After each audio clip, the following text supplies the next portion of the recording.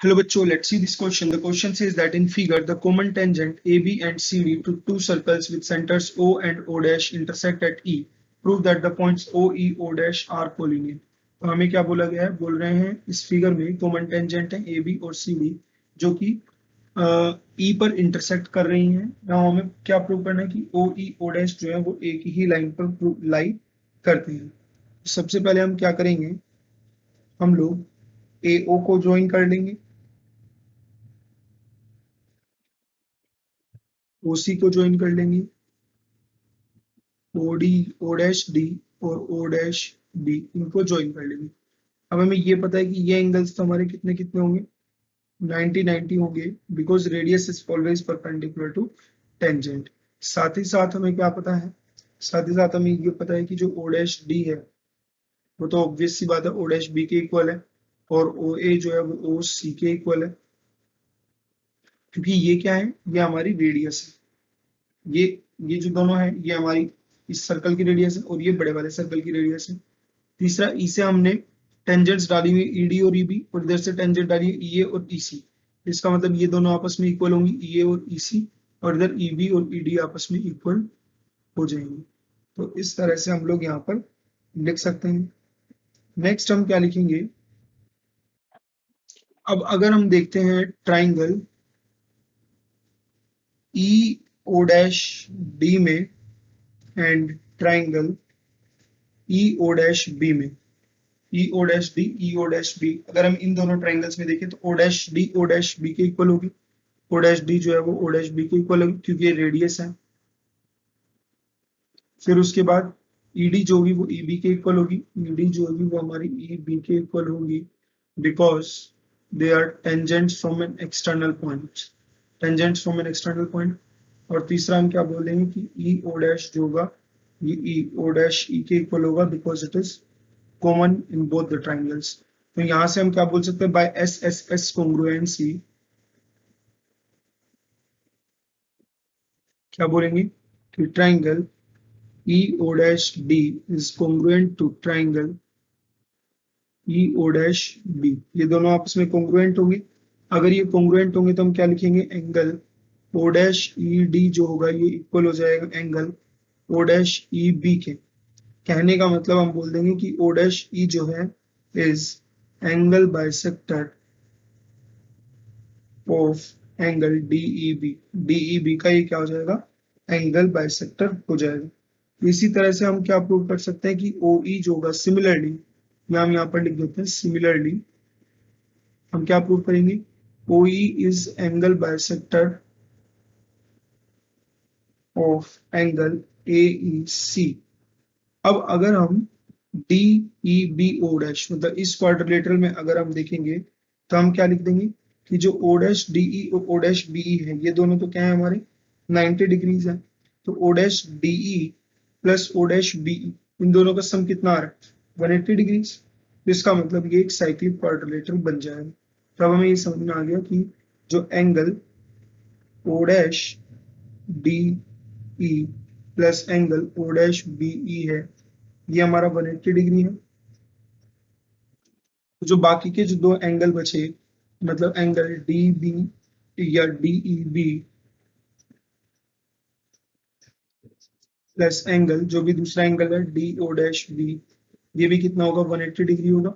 इसका मतलब ये हुआ कि D E B O dash is cyclic quadrilateral, वो तो एक साइक्लिक क्वाड्रिलेटरल बन जाएगा। अब हमें ये पता है कि जो ए बी है, ए बी है वो एक स्ट्रेट लाइन है, तो इसका मतलब हम यहाँ से लिख सकते हैं कि angle A E D plus angle D E B ये 180 डिग्री होगा।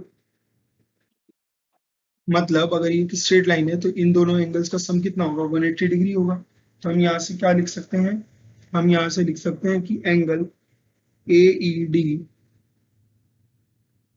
Plus angle D E B is equals to कितना होगा, 180 डिग्री। हम यहाँ से एंगल ए ई डी, अगर हम दोनों इसको लिख सकते हैं angle A E D as it is, D E B को लिखा जा सकता है 180 degree minus angle D O dash B ये बन जाएगा 180 डिग्री। तो यहाँ से एंगल ए ई डी हो जाएगा, किसके इक्वल आएगा, angle D O dash B के इक्वल आएगा। लेट्स से इट इज, हम यहाँ पर इक्वेशन नंबरिंग कर देते हैं। लेट्स से ये जो हमारा आया था यहाँ से, इसको इक्वेशन नंबर 1 बोल देते हैं। फिर उसके बाद जो ये साइक्लिक क्वाड्रिलेटरल है, let's say it is equation number 2, इसको हम बोल देते हैं। और इसको हम बोल देते हैं लेट्स से इक्वेशन नंबर 3। ये बन गई। बिल्कुल इसी तरह से सेम वे में हम इस तरफ भी ऑपरेट करेंगे तो हमें क्या मिल जाएगा, एंगल ए ई डी जो होगा वो एंगल ए ओ सी के इक्वल होगा। तो ये हमारी बन जाएगी इक्वेशन नंबर 4। अब अगर हम इक्वेशन नंबर 2 को वापस से देखते हैं तो एंगल डी ई बी जो होगा वो क्या बन जाएगा, 180 degree minus angle D O dash B.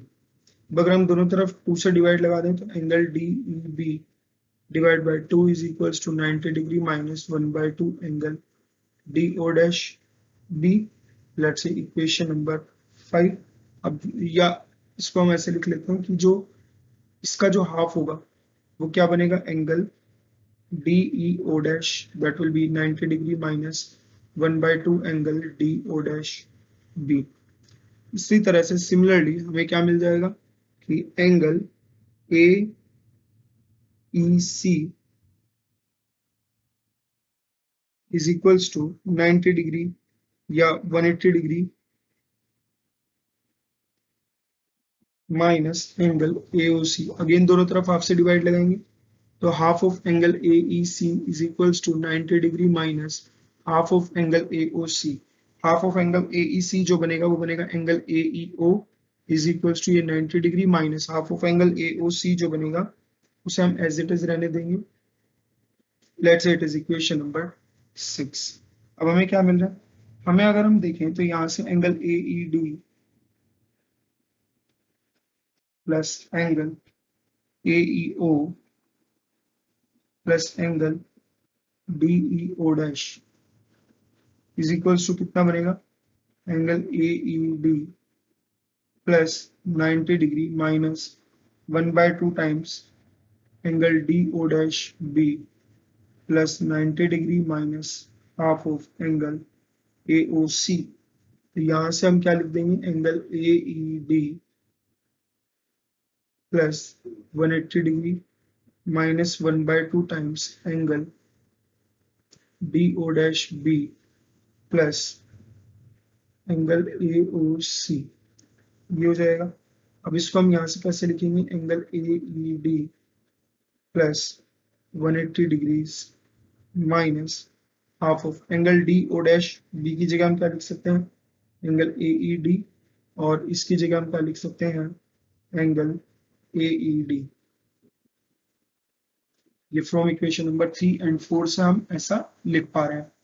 तो इसको हम क्या लिख देंगे यहाँ से, angle A E D plus 180 degree minus angle A E D. तो कुल मिला के हमारे पास क्या गया कि angle A E D plus angle A E O plus angle D E O dash is equals to कितना बचेगा, 180 डिग्री। ये 180 डिग्री बच रहा है, सो you can say O E O dash is a straight line. ये क्या होगी, straight line होगी। So you can say that hence o e o dash are collinear. So this is the explanation to this question. I hope you understood the explanation. Thank you.